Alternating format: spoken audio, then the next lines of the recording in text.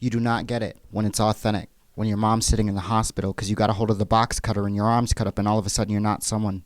You're problematic. They start to panic, an awful habit. It's almost as if it's automatic. This kind of problem is hard to manage. It's been 2 years since my last attempt, but the issue itself is hardly handled. I try hard to stand up. I walk with demons, picking up the pieces, thinking my life is more than talking shop and sauce and pizzas.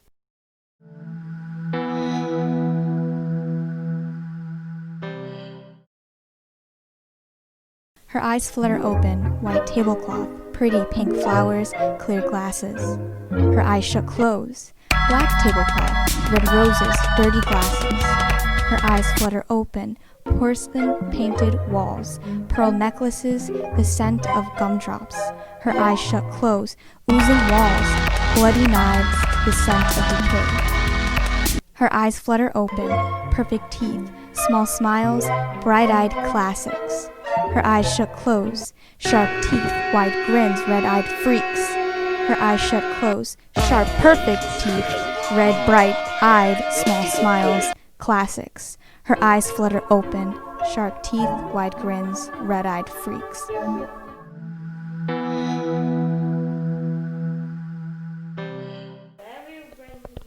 Okay. Someday, I will never write about you ever again.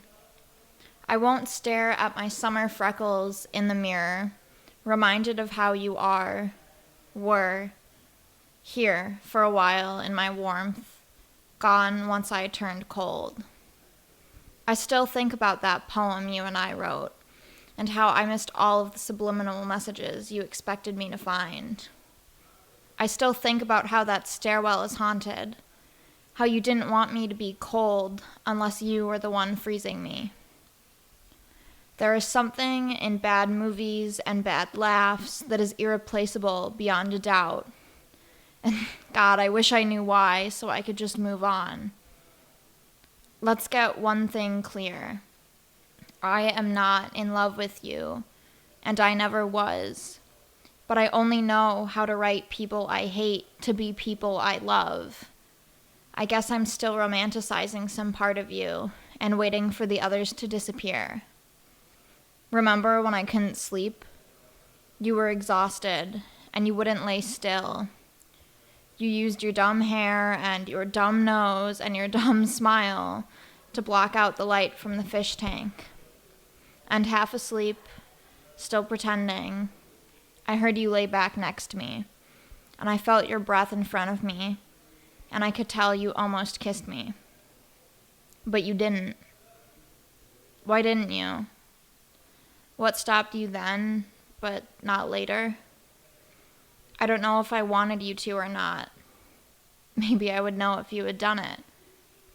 Fucking coward.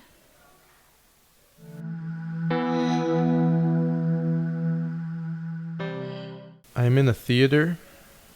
I see ragged carpet and hear cheap music, regular, pulsating, and feel the gentle kicks of those seated behind me. The others sit in silence.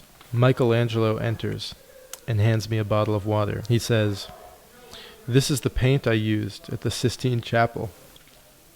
I drink it.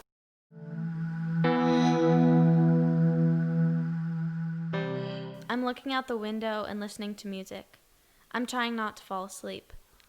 I see and hear the fluorescent lights. They pierce my eyes like a tattoo gun, braiding their image into my mind. A fly hovers near, making the same buzz as the lights. The bus driver is looking at me in the rearview mirror. F. Scott Fitzgerald walks up to me and hands me a wilted flower. He sits down next to me. He says he loves me. I eat the flower, and it tastes like oranges. I tell him I do not love him. I tell him go back home to Zelda.